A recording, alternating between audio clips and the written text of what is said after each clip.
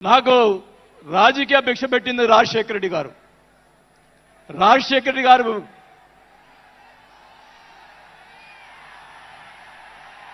చెప్తాను, వినండి వినండి వినండి. నాకు రాజశేఖర రెడ్డి గారైనా ఎన్టీ రామారావు అయినా నాకు ఇష్టం. నేను దయచేసి వినాలా. నేను నిజాలు చెప్తాను, పిఠాపురం సాక్షిగా అన్ని నిజాలే చెప్తాను.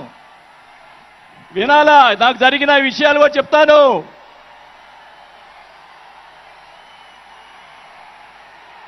ఆ తర్వాత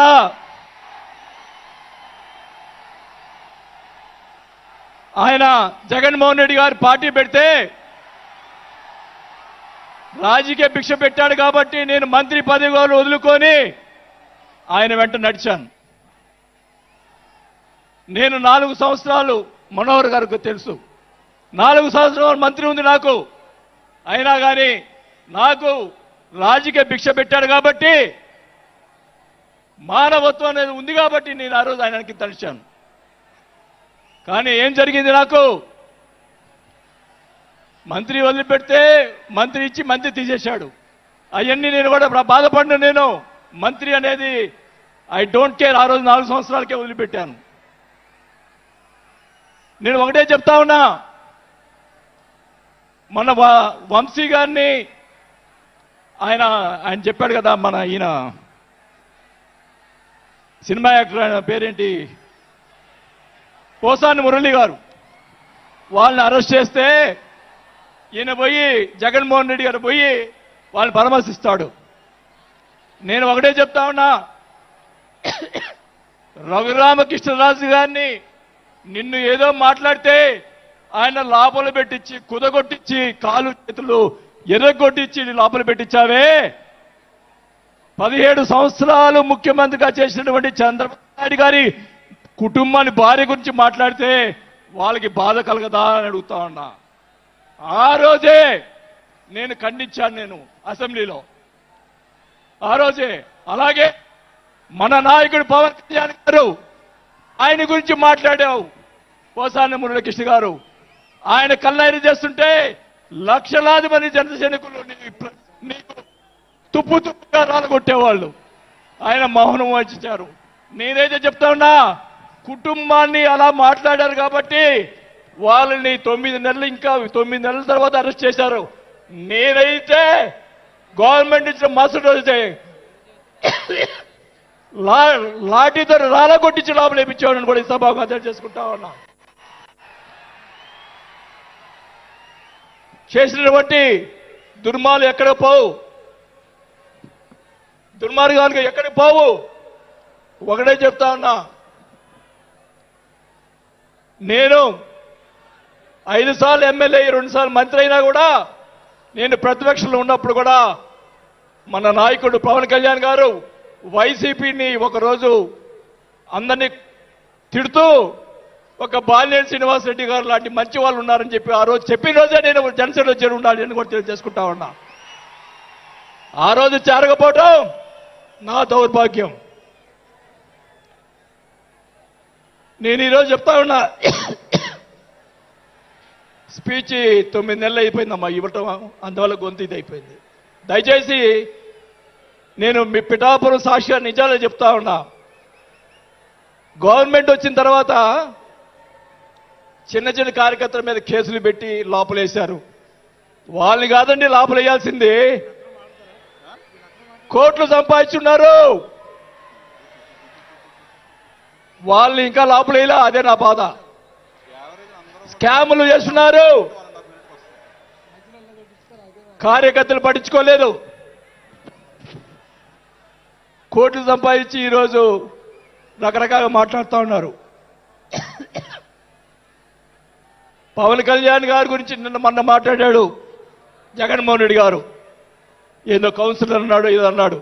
అయ్యా జగన్మోహన్ రెడ్డి గారు, మీ నాన్న దయతోటి నువ్వు ముఖ్యమంత్రి అయ్యావు. మీ నాన్న అంత అడ్డు పెట్టుకొని, మా నాయకుడు ఇప్పుడు జనసేన నాయకుడు పవన్ కళ్యాణ్ గారు స్వశక్తితోటి ఈరోజు లక్షలాది మంది అభిమాన పాత్రులు అయ్యాడని గుర్తుపెట్టుకోవాలని కూడా తెలియజేసుకుంటా ఉన్నా. మీ నాయనతోటి వెనక ఒకసారి ముఖ్యమంత్రి అయ్యావు, ఇంకా చూద్దాం. నేను ఒకటి రోజు చెప్తా ఉన్నా, నేను పవన్ కళ్యాణ్ గారిని కలిసినప్పుడు రాశారు చాలా మంది, కొన్ని పత్రికల్లో మీడియాలో రాశారు. ఏం రాశారు? బాలినేని గారు చాణక్యుడు కూటమిని విడగొడతాడని చెప్పి కొన్ని పత్రికలు రాసినాయి. నేను అనుకున్నాను, నా వల్ల పవన్ కళ్యాణ్ గారికి ఏ ఇది రాకూడదు. నా ధ్యేయం, నా కోరికల్లా ఆయన పైకి ఎదగాలని తప్ప వేరే ఉద్దేశం లేదు. నేను ఆయన కలిసినప్పుడు ఒకటే అడిగా, అందరూ అనుకున్నారు ఎమ్మెల్సీ ఇచ్చి మినిస్టర్ ఇస్తారని చెప్పి కొన్ని ఇతర పత్రికలు రాశారు. నేను ఆయన ఏమీ అడగలేదు, ఒకటే అడిగా, సార్ మీతో నాకు సినిమాలు తీయాలని సార్ అని అన్నా. నా కోరిక అదే సార్. నేను 5 సార్లు ఎమ్మెల్యే అయ్యా, 2 సార్లు మంత్రి అయ్యా, చాలు నాకు ఇట్లాంటి బూతులు తిట్టే రాజకీయాలు మాకు వద్దు సార్, మీతోటి ప్రయాణం చేస్తా. జనసేనని నా సాయశక్తులా నేను చేయగలని మా జిల్లాలో 6 నెలల తర్వాత కార్పొరేట్లను చేర్పించాం.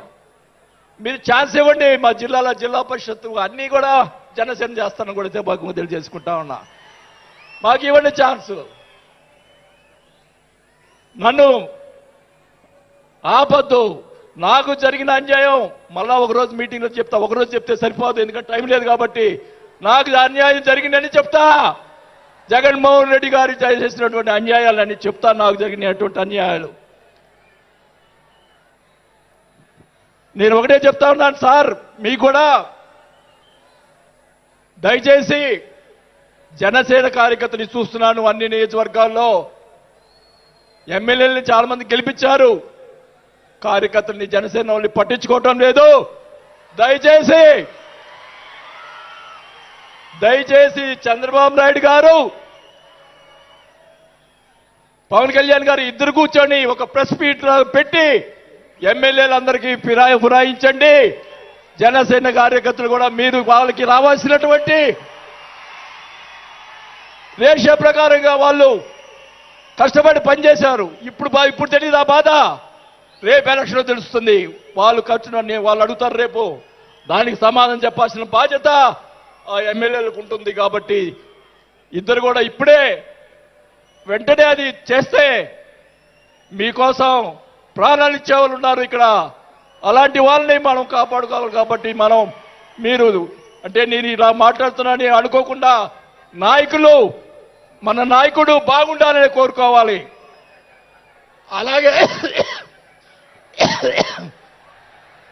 అలాగే మీరు కూడా జన సైనికులు కూడా మీరు కూడా మీ పక్కన వాళ్ళని మంచిగా చూడండి. మన పార్టీ పైకి తీసుకొచ్చేదానికి మన నాయకుడు ఇంకా ఎదిగేదాని కోసం ఇంకా కూడగొట్టుకోవాల్సిన బాధ్యత కూడా మీ మీద ఉందని కూడా ఈ సభాముఖంగా తెలియజేసుకుంటా ఉన్నాం. మన నాయకుడు మనల్ని కాపాడుతాడు. మన నాయకుడిని ఎదిగించేదాని కోసం మీరందరూ కూడా కష్టపడాలని చెప్పి కూడా కోరుకుంటూ, నా ప్రాణం ఉన్నంత వరకు నేను పవన్ కళ్యాణ్ తోటి గారితో ఉంటాను. నాకు పదవి వచ్చినా రాకపోయినా పర్వాలేదు, నేను పవన్ కళ్యాణ్ తోటే ఉంటాను. నేను రాజకీయంలో నాకు జరిగిన అన్యాయాలు 1 కాదు 2 కాదు, మా నాన్న ఇచ్చిన ఈరోజు ఛాలెంజ్ చేస్తున్నా పిఠాపురంలో అమ్మవారి సాక్షిగా మా నాన్న ఇచ్చిన ఆస్తిలోనే నేను సగం భాగం పైన నేను అమ్ముకున్నాను ఈ రోజు అని కూడా ఈ సభాముఖంగా తెలియజేసుకుంటా ఉన్నాం. అయినా కానీ నేను లెక్క చేయను. నాకున్నటువంటి ఇది కూడా, నాకున్నటువంటి మా వియ్యంకుడికి నాకున్నటువంటి ఆస్తులు కూడా జగన్మోహన్ రెడ్డి గారు కాజేశాడని కూడా ఈ సభాముఖంగా తెలియజేసుకుంటా ఉన్నా. కాబట్టి అది త్వరగా మీరు చెప్తాను. అవన్నీ కూడా తెలియజేసుకుంటూ, ఈరోజు మీరు నన్ను దయచేసి ఇప్పుడు ఈ మాట్లాడిన దానికి ఇంకా రేపు ఒకటే కౌంటర్లు వస్తాయి నాకు తెలుసు. ఛాలెంజ్ చేస్తున్నా, నేను ఇది కూడా ఛాలెంజ్ చేస్తున్నా. చంద్రబాబు నాయుడు గారు కూడా అడుగుతా ఉన్నా, మొత్తం మొన్న ఉన్నటువంటి ఎమ్మెల్యేలు అందరి మీద ఎంక్వైరీ, నా మీద కూడా సహా ఎంక్వైరీ చేయండి. ఎవరు అన్యాయం చేశారో, ఎవరు తప్పులు చేశారో, ఎవరు కొట్టు సంపాదించారో మొత్తం బయట పెట్టాలని కూడా ఈ సభాగా తెలియజేసుకుంటా ఉన్నా.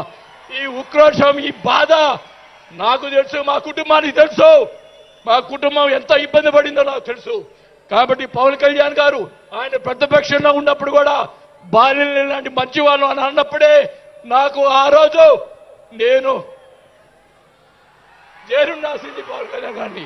కానీ ఈరోజు అది నాకు ఆ రోజు రాత బాగాలేదు కాబట్టి ఈరోజు ఇలా ఉన్నాను. నాకు పోయినా పర్వాలేదు, కానీ నేను ఆయన సేవ చేసుకున్నాను. కానీ నా కోరిక, నాకు రాజకీయ పదవి వచ్చినా కాబట్టి నాకు ఒక కోరిక ఏంటంటే పవన్ కళ్యాణ్ గారు నాకు మాట ఇచ్చాడు సినిమా తీస్తానని. ఆ సినిమా తీస్తే చాలని చెప్పి కూడా శ్రీబాబు గారు తెలియజేసుకుంటూ సెలవు తీసుకుంటున్నా. జై జనసేన.